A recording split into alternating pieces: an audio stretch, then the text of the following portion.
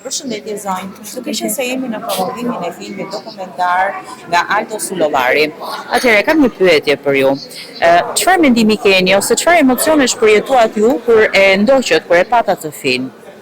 Kush era pa që shohim dokumentar nga Aldo nga Irani, është disa të herë dhe gjithmonë emocionohemi se shohim gjëra që ne si kemi parë vitin e të dëgjuar. Sigurisht është një kulturë tjetër.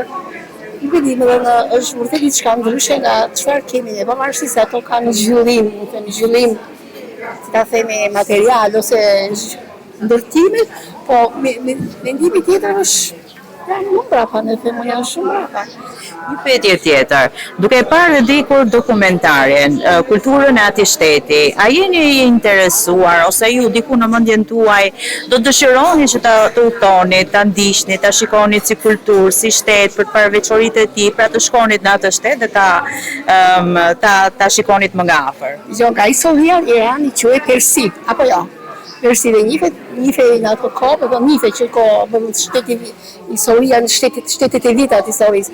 Edhe njifej edhe nga ato si gjallet iraniane që themi, ka edhe ato kulturën e vetë. Sigurisht dëshira është, po mundësitë edhe janë më shumë të pakta, po dëshira është.